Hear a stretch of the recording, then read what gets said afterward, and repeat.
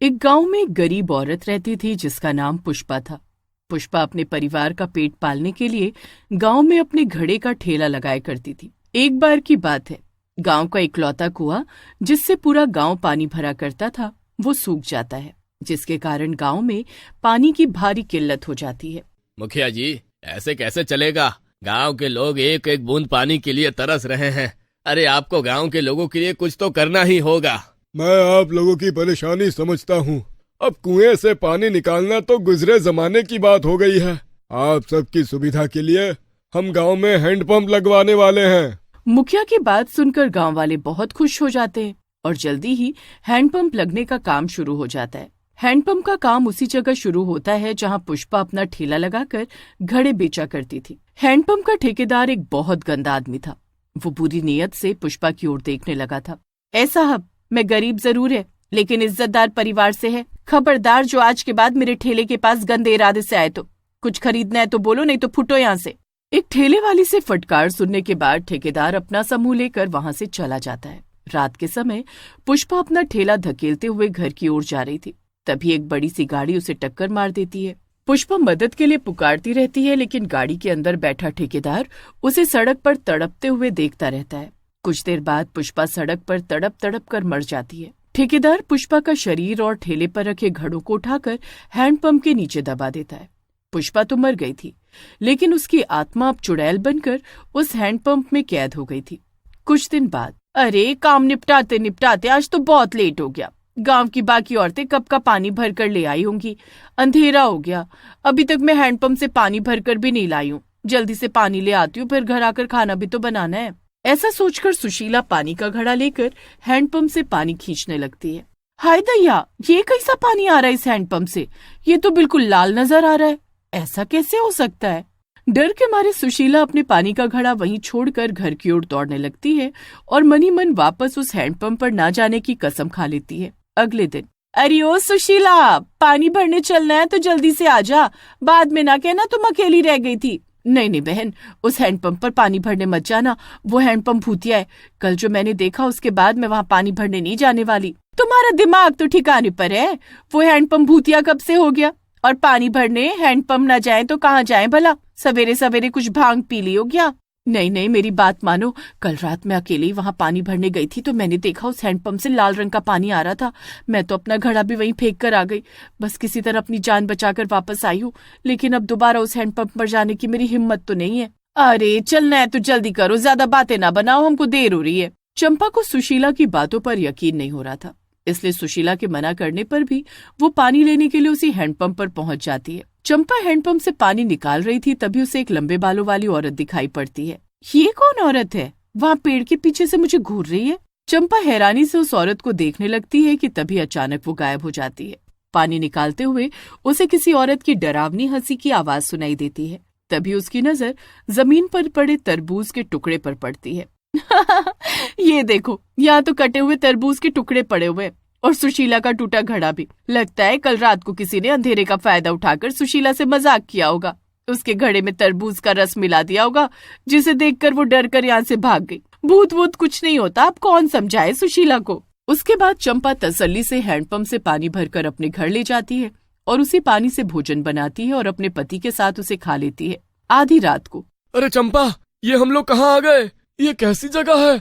पति के चीखने की आवाज सुनकर चंपा भी नींद से जाग जाती है। कोई बचाओ, ये हम कहाँ फंस गए हैं? यहाँ से तो बाहर जाने का भी कोई रास्ता दिखाई नहीं दे रहा है, लेकिन हम यहाँ आए कैसे? हम तो खाना खाकर अपने घर में सोए थे, तो फिर हम यहाँ कैसे पहुँच गए? अरे ये तो किसी घड़े जैसा लग रहा है।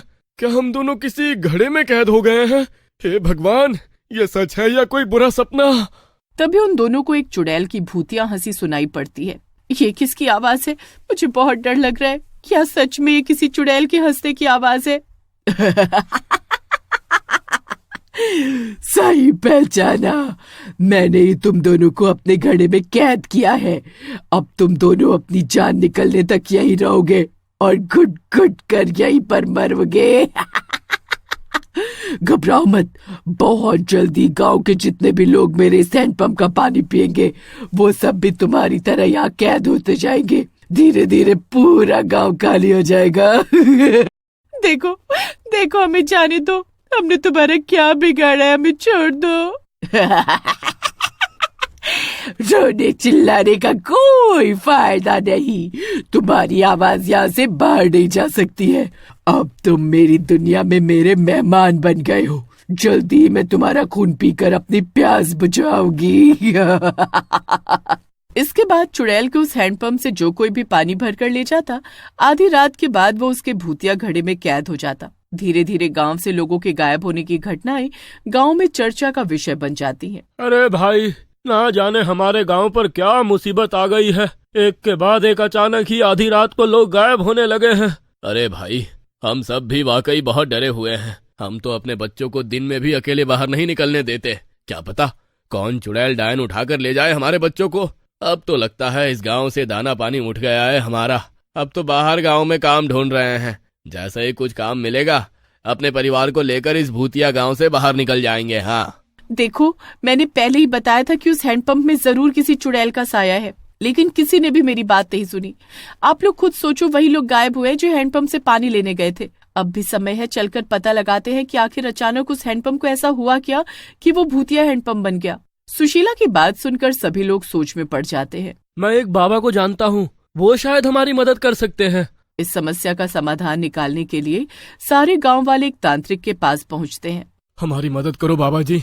ना जाने हमारे गांव पर किसकी मनहूस नजर पड़ गई है। कितने ही बेगुनाह गांव वाले एक एक करके गायब होते जा रहे हैं। हम सभी को ऐसा लगता है कि ये सब कहीं ना कहीं इस नए वाले हैंडपंप से जुड़ा हुआ है। हाँ बाबा जी, ये बात बिल्कुल सही है। जो भी लोग गायब हुए हैं सभी हैंडपंप से पानी भरकर लाए थे, और मैंने तो खुद उस हैंडपंप से लाल रंग का पानी निकलते देखा था। वो तो मेरा समय अच्छा था जो मैं बच गई। गांव वालों की बात सुनकर बाबा जी थोड़ी देर ध्यान मग्न हो जाते हैं। फिर उसके बाद वो गांव वालों से कहते हैं, देखो गांव वालों, अगर समस्या हैंडपंप से शुरू हुई है तो जरूर इसका समाधान भी वहीं मिलेगा। हमें जाकर उस हैंडपंप के आसपास ही ढूंढना होगा। जरूर हमें कोई ना कोई सुराग मिलेगा, तभी मैं इस समस्या का कोई हल तुम लोगों को बता सकूंगा। बाबा जी, आप ही बताइए कि हम लोग क्या करें। आप जैसा कहेंगे हम वैसा ही करेंगे।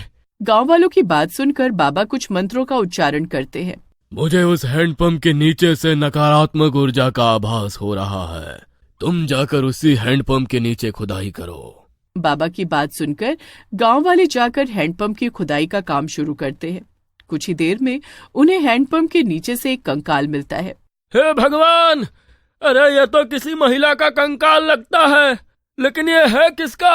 ये कंकाल चाहे जिसका भी हो भाइयों, हमें इसका अंतिम संस्कार कर देना चाहिए। पता नहीं कौन अभागन होगी बेचारी। गांव वाले जैसे ही कंकाल को बाहर निकालने की कोशिश करते हैं, एक भयानक चुड़ैल सामने आ जाती है। हाथ मत लगाना इसको, नहीं तो तुम सब मारे जाओगे। चले जाओ यहाँ से। देखो, शांत हो जाओ। मुझे बताओ तुम्हारे साथ क्या हुआ और तुम इस हैंडपंप के नीचे कैसे आ गई? जिस दिन हैंडपंप का काम चल रहा था उसी दिन की बात है। मैं अपने घड़े बेचकर घर लौट रही थी कि तभी चुड़ैल रोते हुए अपनी सारी आपबीती गांव वालों को सुनाती है। अब मैं तुम्हारे पूरे गांव को अपनी दुनिया में ले जाऊंगी और फिर एक एक करके सबको खा जाऊंगी। देख, जो तेरे साथ हुआ बहुत गलत हुआ, लेकिन दुनिया में सभी लोग बुरे नहीं होते। हम सब तेरा अंतिम संस्कार करके तुझे इस दुनिया से मुक्ति दिलाएंगे। इतना कहकर बाबा जल की कुछ बूंदे चुड़ैल पर डालते हैं। नहीं, ये नहीं हो सकता। चले जाओ यहाँ से। मैं ये गांव छोड़कर कभी नहीं जाऊंगी। चुड़ैल गुस्से में चिल्लाने लगती है, लेकिन बाबा पेट्रोल की कुछ बूंदें छिड़क कर कंकाल को आग लगा देते हैं। आग लगते ही चुड़ैल की शक्तियां खत्म होने लगती हैं और वो धुएं का गोला बनकर वहां से गायब हो जाती है। चुड़ैल के खत्म होते ही घड़े के अंदर फंसे गांव वाले भी मुक्त हो जाते हैं और सभी लोग इस तरह से उस हैंडपंप वाली चुड़ैल के आतंक से मुक्त हो जाते हैं।